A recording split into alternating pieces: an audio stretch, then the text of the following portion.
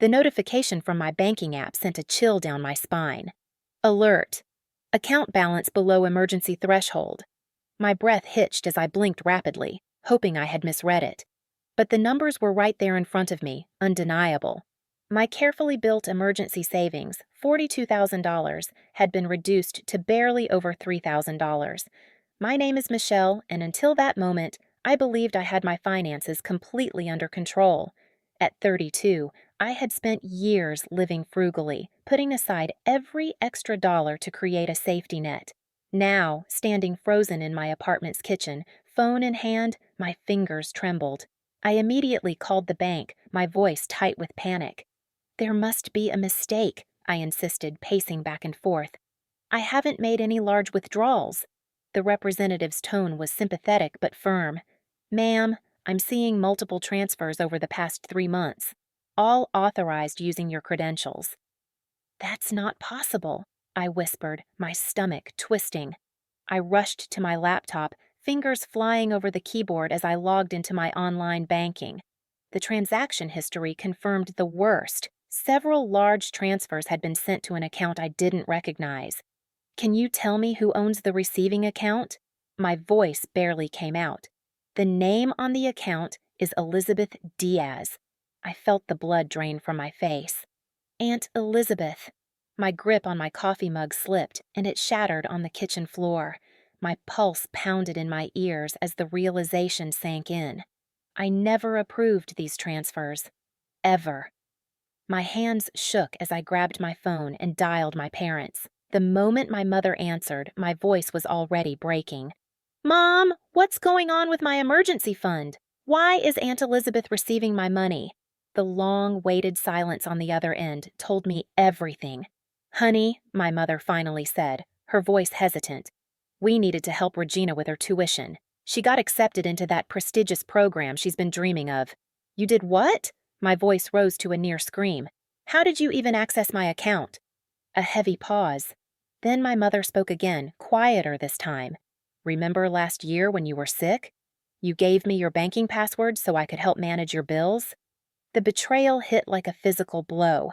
I had been bedridden for weeks, struggling with pneumonia, and I had trusted her completely.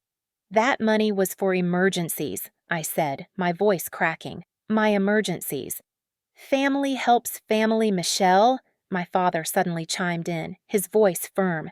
"Regina needed it more than you did. You're already settled. You have a stable job." "Stop!" I cut him off, rage and disbelief surging through me. "You had no right. This is theft." "Don't be dramatic," my mother said dismissively. "Regina's education is at stake. She's family." I couldn't listen to another word. I hung up and immediately dialed Jade, my best friend. She answered after the second ring. "They stole my emergency fund," I said numbly. "My own family took over $38,000 from me to pay for Regina's college." "They did what?" Jade's voice rose in outrage, exactly the reaction I needed to hear. "Michelle, this isn't just wrong. It's illegal. You need to talk to a lawyer." "But they're family," I murmured, repeating my mother's words even as they left a bitter taste in my mouth. "Family doesn't steal from family," Jade said firmly. "Listen to me. If you don't stand up for yourself now, they'll never stop. They'll keep taking, assuming you'll always let it slide." My phone buzzed with a new message. I glanced down. "Regina, please understand, cousin. This opportunity means the world to me. Mom and Aunt said you'd want to help." I let out a sharp, humorless laugh and tossed my phone onto the couch. "They didn't even ask me, Jade. They just took it. Like I didn't matter. Like everything I worked for meant nothing." "Then make them understand that it does," Jade said, unwavering. "I know a great family lawyer. His name is Nigel. Want me to set up a meeting?" I looked around my apartment at the life I had painstakingly built, the independence I had fought for. The shattered coffee mug on the floor seemed to reflect the trust that had just been broken beyond repair. "Yes," I said at last, my voice steadier than before. "Set it up. I'm done being the family ATM." Another message came through, this time from my brother, Kelvin. "Mom and Dad told me what happened. They think you're overreacting. What are you going to do? I typed back without hesitation. What I have to do. Jade was still on the line. I'll pick you up at 9 a.m. tomorrow. We'll go see Nigel together. After hanging up, I sat in the silence of my apartment, surrounded by the broken shards of porcelain and trust. My family had always preached about loyalty, about standing by each other. But as I stared at my near-empty bank balance, I realized that, to them, loyalty was a one-way street. My phone kept buzzing, more messages from relatives, each one filled with justifications, excuses, and attempts to guilt-trip me into compliance. I turned it off. Tomorrow, I would see a lawyer. Tomorrow, I would start fighting back. But tonight, I let myself cry. For the family I thought I had, and for the harsh reality of who they had become.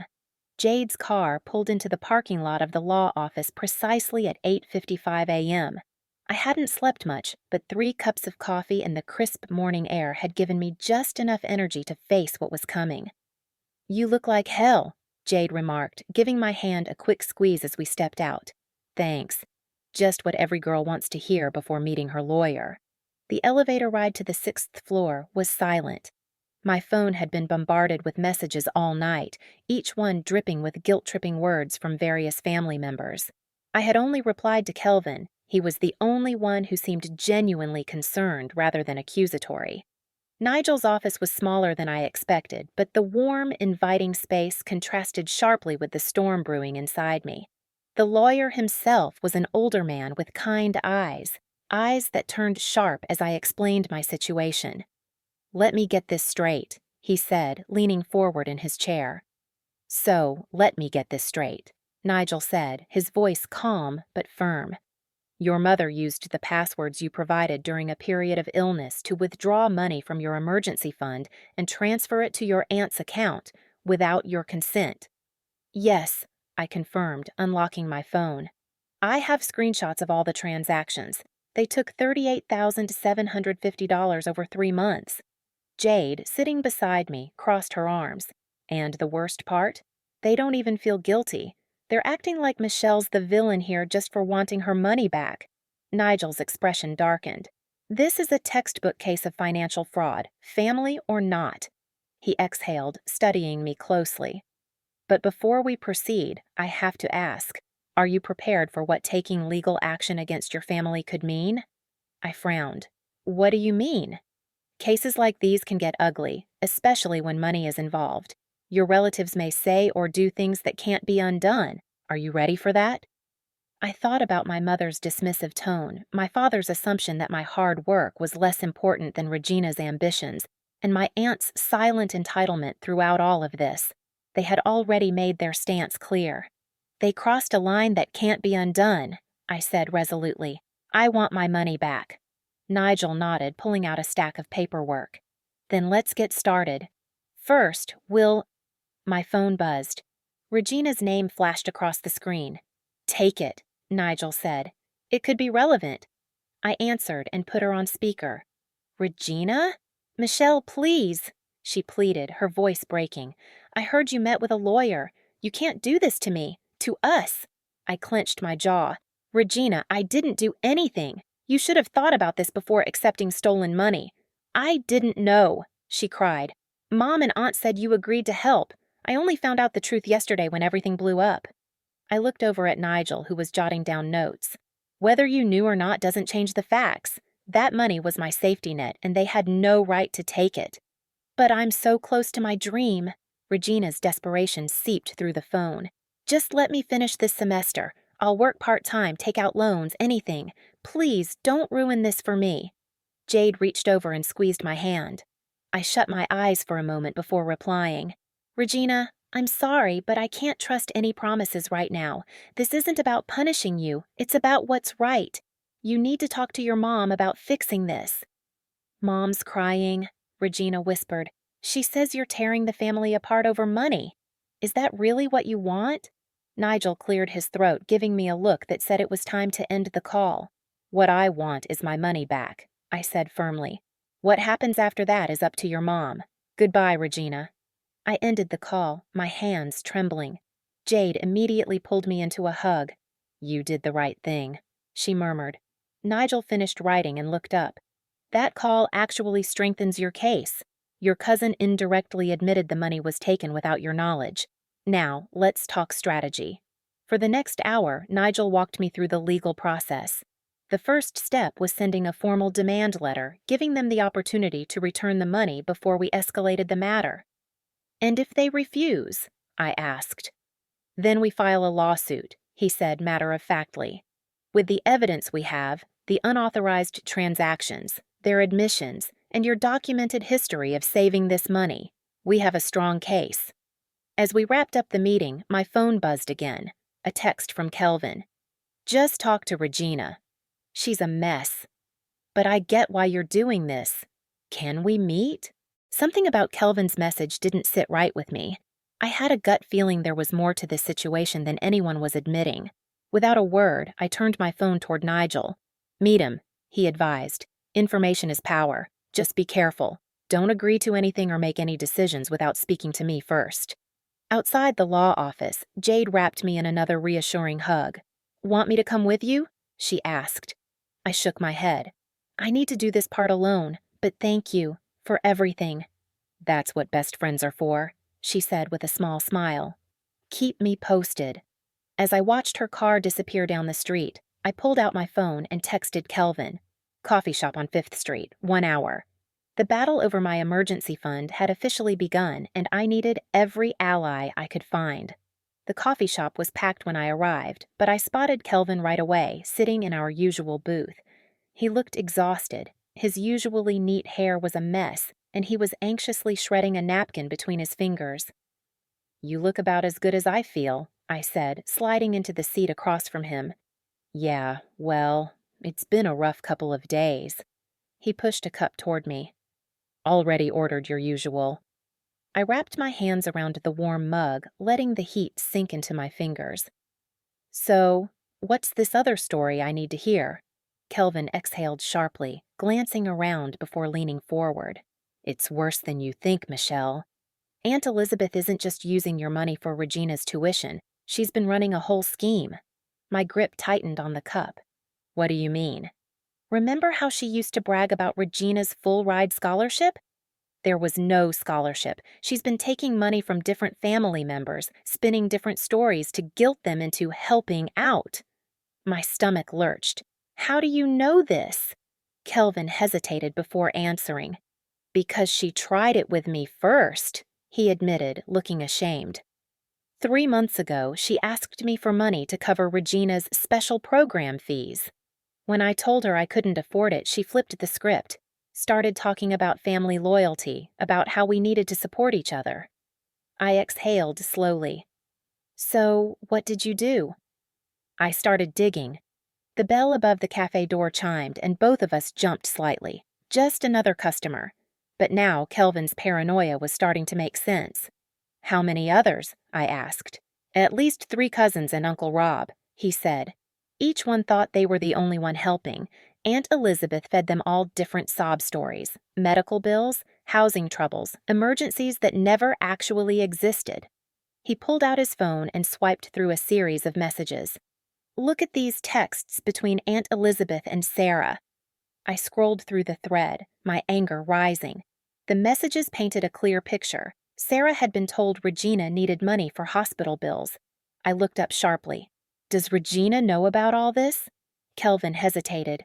Not everything, but what? He ran a hand through his hair, reluctant to say the next words. She's not as innocent as she pretends. A cold sensation crawled up my spine. What are you saying? Last week, I overheard her and Aunt Elizabeth arguing. Regina was demanding more money for some spring break trip. She said she deserved it after playing her part so well. The coffee in my stomach turned sour. Playing her part? Those tears on the phone earlier? The desperate, struggling college student act? Kelvin's voice was low but filled with frustration. She's been playing that role with everyone Aunt Elizabeth has scammed. I pushed my coffee away, my stomach twisting. Why didn't you tell me sooner? Kelvin exhaled, pulling a small USB drive from his pocket. I was gathering proof, he admitted. Bank statements, text messages, even recorded conversations. I was going to confront Aunt Elizabeth myself, but then this thing with your money happened, and he slid the drive across the table. I think your lawyer could use this. Before I could respond, the cafe bell chimed again. This time, it was Regina. She spotted us instantly, hesitated for half a second, then straightened her posture and strode over with forced confidence. "Having a nice little family meeting without me?" she said, her voice laced with sarcasm. I met her gaze, my tone like ice. "Sit down, Regina. We need to talk about your acting career." Her smirk faltered, but she pulled out a chair. "I don't know what you're talking about." "Cut the performance," Kelvin snapped. "We know about the fake scholarship, the different sob stories, the spring break money. You've been in on this." Regina's mask cracked, and for a brief moment, something real flickered across her face. "You don't understand the pressure I'm under," she muttered. "Mom has been planning my future since I was born. The right school, the right program, the right connections. Do you know what it's like to have your entire life mapped out for you?" I folded my arms. "So your solution was to help her steal from the family?" She stiffened. "I didn't steal anything. I just played along, made things easier. Mom said everyone was happy to help, that it was all agreed upon." "Happy to help?" I pulled up my bank statement on my phone and turned the screen toward her. "Does this look like something we agreed to?" Regina's eyes widened as she scanned the numbers. "I didn't know it was that much," she whispered.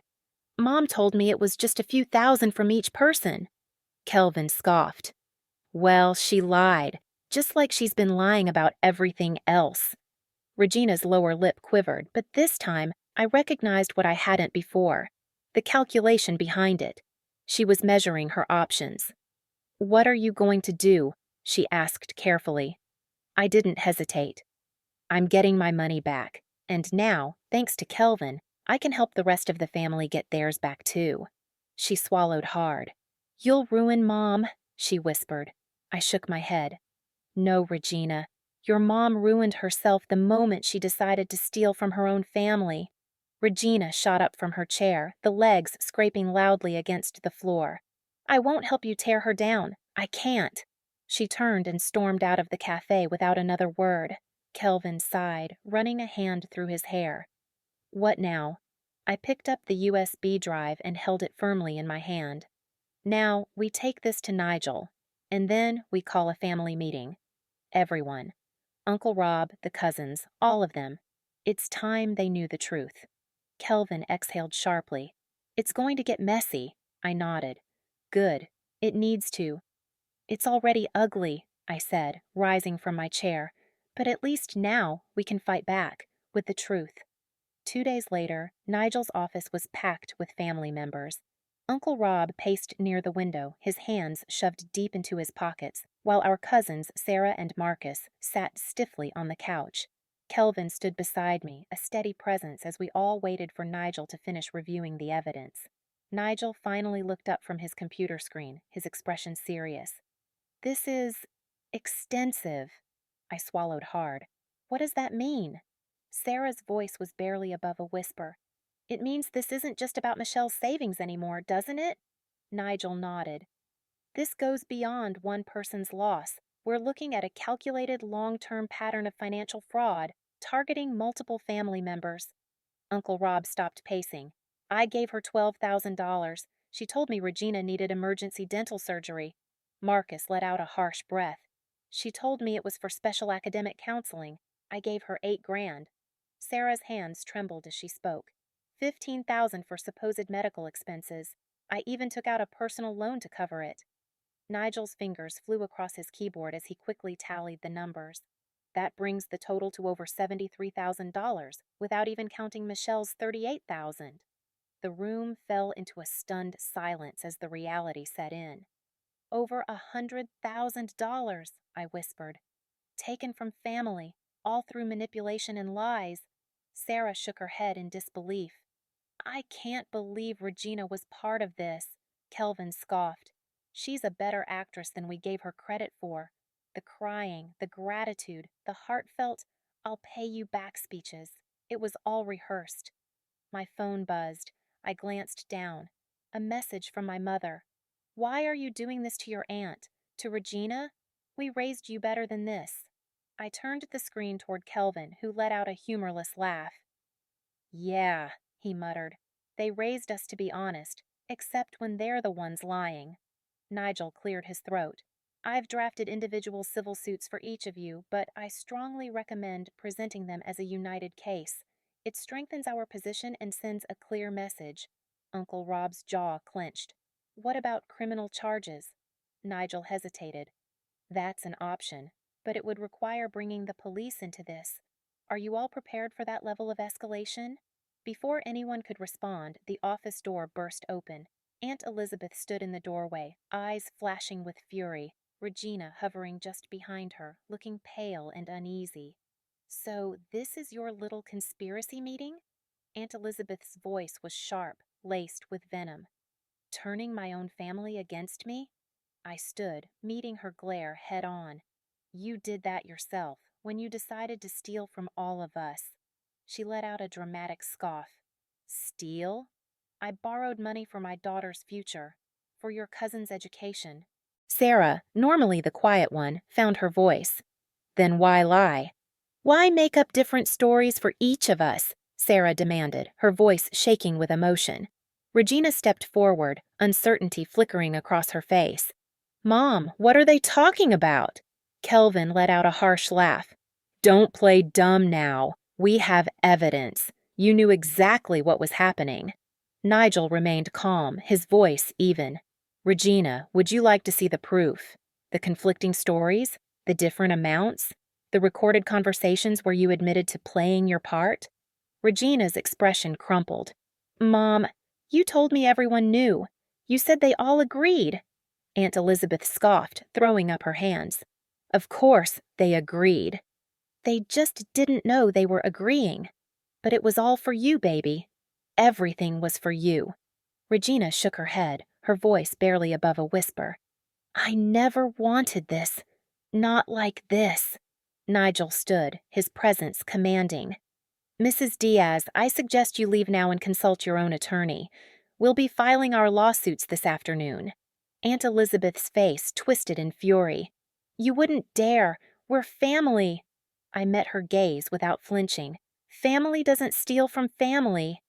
The very words my mother had used against me now turned back on her. Isn't that what you always taught us? Regina suddenly turned to her mother, her hands clenched into fists. How much? How much did you actually take from everyone? Aunt Elizabeth's lips pressed into a thin line. It doesn't matter.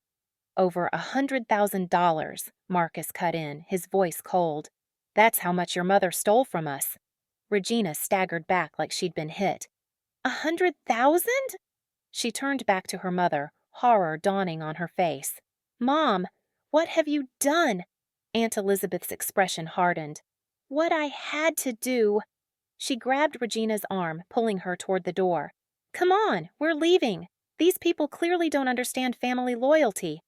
But Regina yanked her arm free, stepping away. Number, I'm not going anywhere with you. She turned to Nigel, her decision clear in her eyes. I want to make a statement.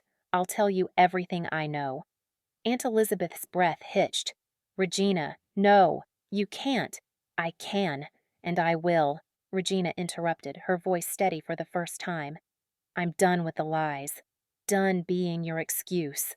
Aunt Elizabeth's face twisted with betrayal, but she didn't argue further. She turned sharply on her heel and stormed out of the office, the door slamming behind her. Regina exhaled shakily and sank into an empty chair. I'll tell you everything. How she planned it, who else she targeted, all of it. Nigel pulled out a fresh notepad, clicking his pen. Start from the beginning. I looked around the room. Sarah wiped away silent tears. Marcus stared at his hands, his expression unreadable. Uncle Rob finally sank into a chair, looking utterly drained. Kelvin stood tall beside me, unwavering. And Regina was ready to confess it all. This wasn't how family was supposed to be. But maybe, through all this betrayal and pain, we could rebuild something stronger, something honest. Regina inhaled deeply, steadying herself. It started 2 years ago when Mom first found out about the college program. I sat between Kelvin and Jade, facing Aunt Elizabeth and her lawyer across the table. Regina had chosen to sit at the far end, belonging to neither side anymore. Before we begin, the mediator said, her voice measured, I want to remind everyone that this is an attempt to resolve the matter without taking it to trial. Mrs. Diaz has requested this meeting to propose a settlement. Aunt Elizabeth's lawyer, a sharp-faced woman named Ms. Peters, cleared her throat. My client is prepared to offer a payment plan to resolve this unfortunate misunderstanding. Misunderstanding? Jade muttered under her breath. I squeezed her hand in warning, silently urging her to stay calm. Ms. Peters continued as if she hadn't heard. We propose monthly payments of $500 to each affected party until the full amount is repaid.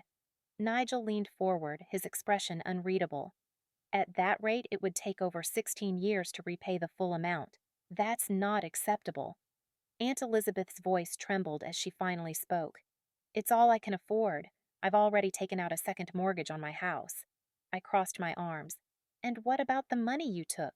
Where did it all go? Regina shifted uncomfortably, her fingers twisting together. The college program only cost around $40,000. And the rest? I pressed. Aunt Elizabeth cut in before Regina could answer. The rest went to maintaining appearances. Regina had to fit in. She needed to look the part, to blend in with her classmates.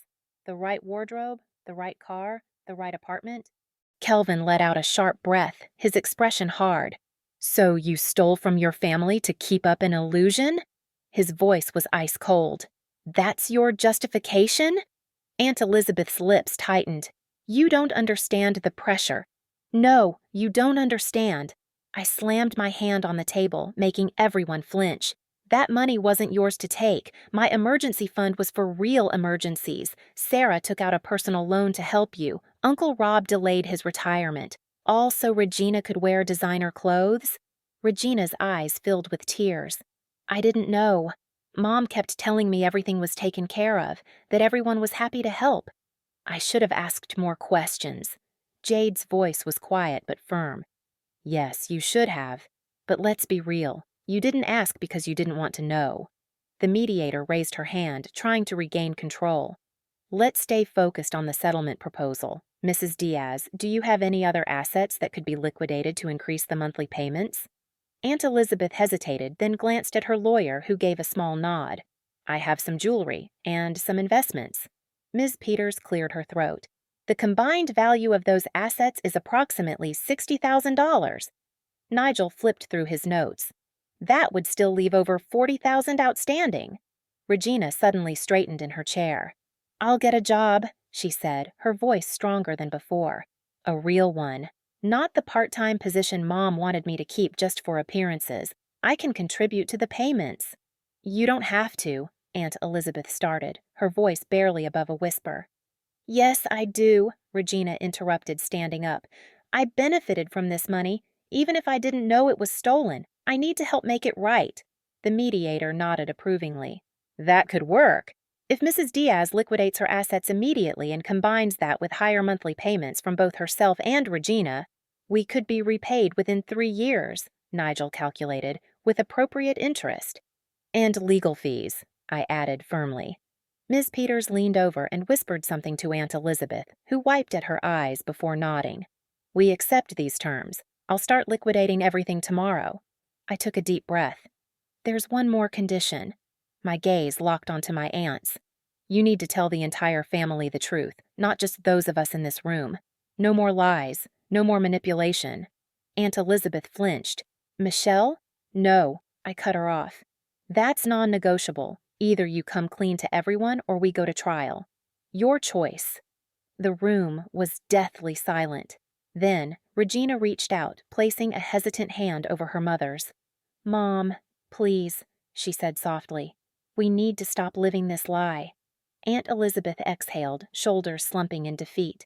Fine, I'll tell them everything.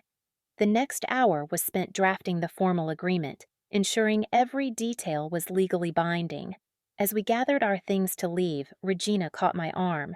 I know it doesn't change anything now, she said, her voice quiet but sincere. But I'm sorry for all of it, for not asking questions, for playing along, for letting it happen.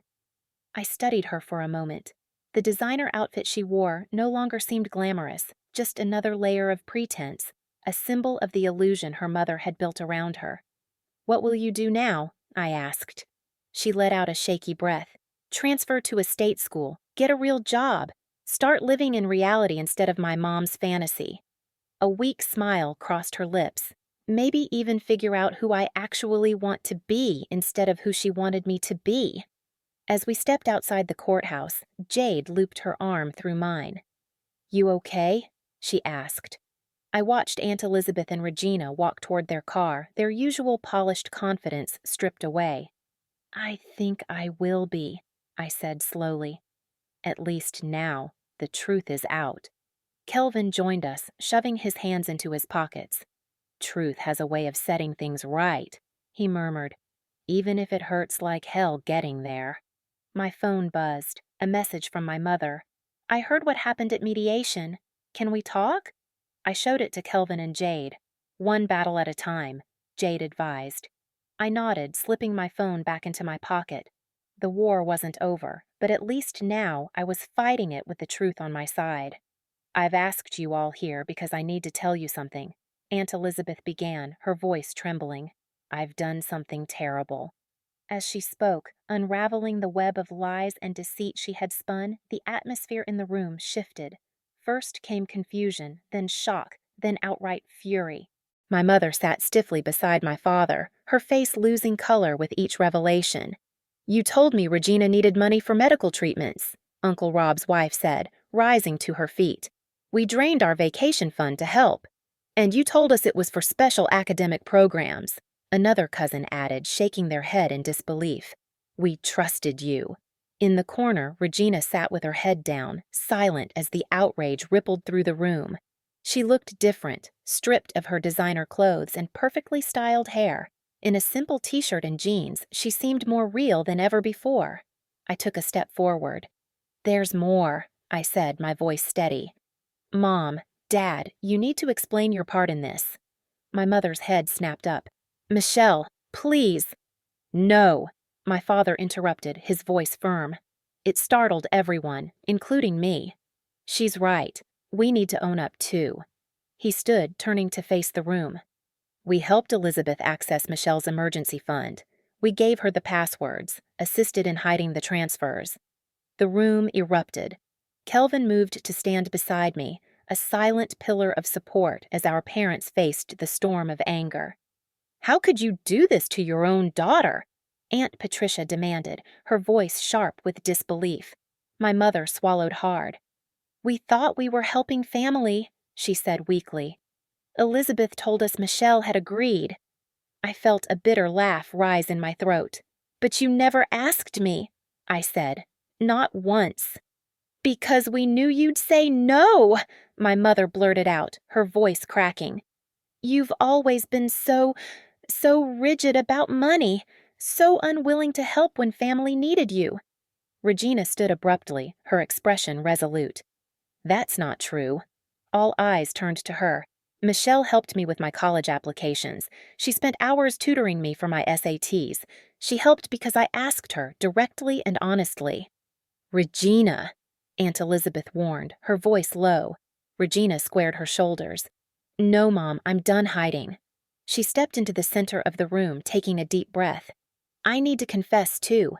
I knew about some of what was happening. I played along, acted desperate when Mom needed to convince people to give money. I let myself believe it was okay because I wanted it to be. I'm not proud of it, but I did it." The silence that followed was suffocating. "So, what happens now?" someone finally asked. From the doorway, Nigel, who had been silently observing, stepped forward.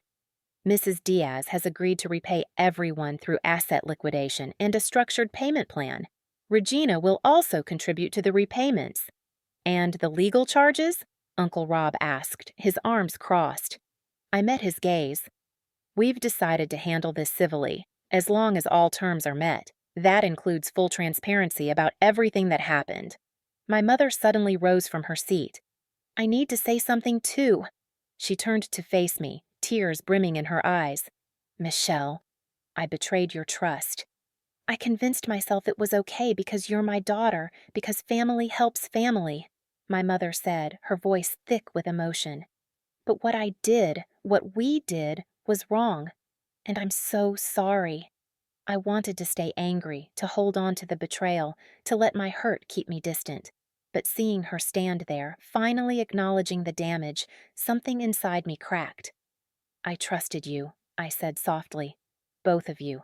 That's what hurts the most. We know, my father admitted, stepping up beside my mother, and we want to make it right. He took a deep breath before continuing. We've decided to sell our vacation home to help repay your emergency fund. Aunt Elizabeth's head snapped up. The lake house? But that's been in the family for generations. My father met her shocked expression with unwavering resolve. And family helps family, he said, throwing her own words back at her. The right way this time. Regina walked up to me, shifting her weight uncertainly. I start my new job tomorrow, she said. It's just waiting tables, but it's honest work. And I've enrolled in community college for next semester. I nodded, truly meaning my next words. Good for you. The rest of the night blurred together. Tears, quiet apologies, lingering anger, and the first tentative steps toward reconciliation. As relatives began to leave, many stopped to hug me, whispering their own regrets. Kelvin nudged my shoulder. Look, he murmured, gesturing toward the corner of the room where Regina and my mother were speaking in hushed voices. Do you think they'll be okay? He asked. I exhaled slowly.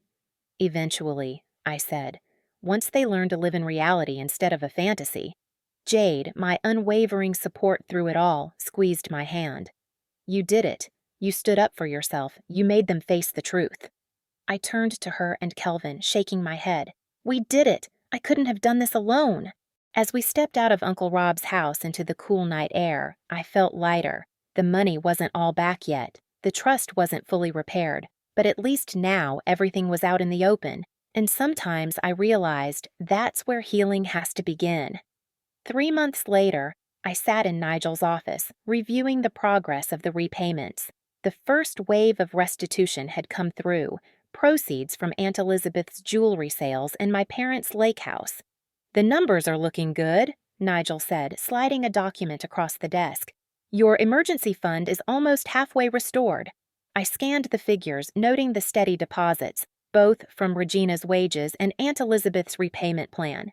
True to her word, Regina had taken on double shifts, working hard to contribute more.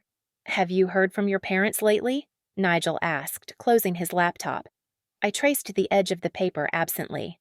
They come over for dinner once a week now. It's different. Better in some ways, harder in others. At least they're trying, I murmured. A knock at the door interrupted our conversation. Jade poked her head in, slightly out of breath. Sorry I'm late. Traffic was a nightmare. Perfect timing, Nigel said, flipping through some papers. We were just going over the latest updates, including this.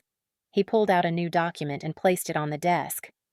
Aunt Elizabeth is requesting a meeting. My stomach twisted. Why? She says she has something important to share. She wants all affected family members to be there. I exhaled sharply. Because the last family meeting went so well, I muttered. But after a beat, I nodded. When? Tomorrow afternoon. Everyone else has already been contacted. The next day, I arrived at Nigel's office to find it even more crowded than before. Uncle Rob and his wife sat near the window, their expressions unreadable. Sarah and Marcus had taken their usual spots on the couch. My parents stood near the door, visibly uneasy, and Regina sat off to the side in her waitress uniform. She had clearly come straight from work. Then Aunt Elizabeth walked in. She looked years older than she had just months ago. There was no trace of the polished, self-assured woman who once commanded attention at every family gathering. In her hands, she carried a large envelope.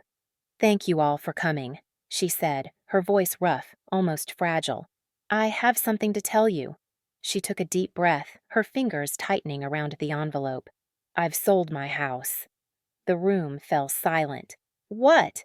Regina stood abruptly, eyes wide. Mom, where are you going to live?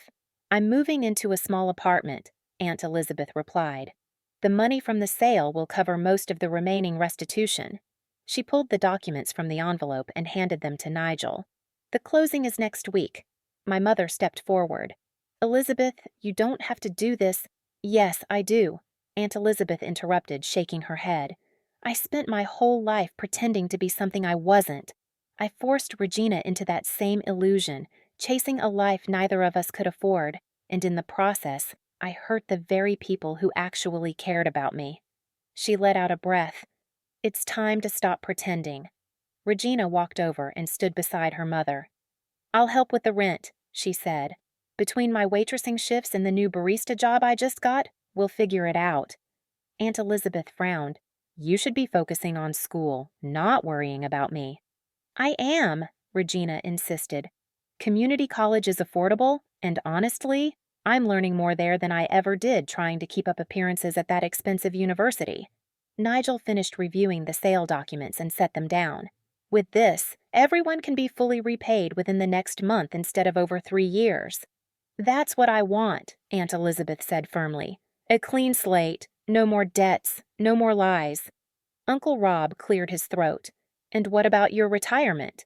Aunt Elizabeth gave a small, tired smile. I'll keep working. Maybe it's time I learned the value of honest work, like my daughter has. I watched as Regina squeezed her mother's hand, and for the first time, I saw something genuine between them. A quiet pride, untainted by appearances or expectations. Aunt Elizabeth wasn't looking at her daughter as an extension of her own ambition anymore. She was seeing her for who she really was. And for the first time, it looked like that was enough. Something had shifted between them.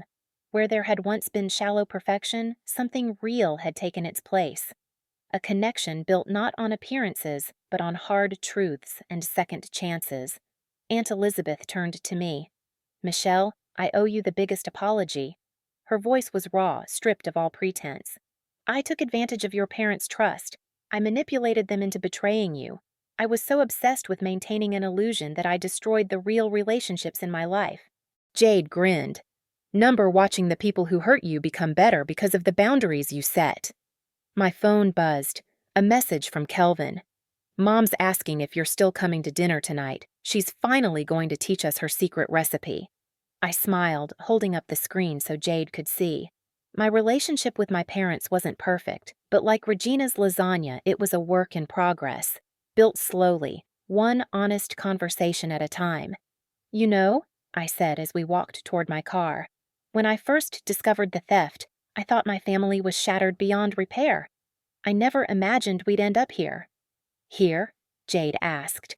I looked back through the diner window. Inside, Regina was showing Aunt Elizabeth the loan paperwork, both of them smiling through tears. In a few hours, I'd be in my parents' kitchen, learning family recipes and building something new with them. On Sunday, we'd all squeeze into Aunt Elizabeth's small apartment, eating imperfect lasagna and sharing truths instead of facades. My emergency fund was finally restored. But in the process, I had gained something far more valuable, a family that had learned, in the hardest way possible, that love without honesty isn't really love at all. Jade nudged me. Ready to go? I exhaled, then nodded. Yeah. I started the car, feeling lighter than I had in months. Because that's the thing about family. Sometimes it has to break completely before it can be rebuilt into something stronger, something true. And sometimes the deepest wounds, when given the chance to heal properly, leave us with the greatest strength. I pulled away from the curb, watching the diner fade into the distance, but not its lessons. The road ahead was uncertain, but for the first time in a long time, it felt real. No more illusions, no more forced facades. Just truth, however messy it was, and that made all the difference.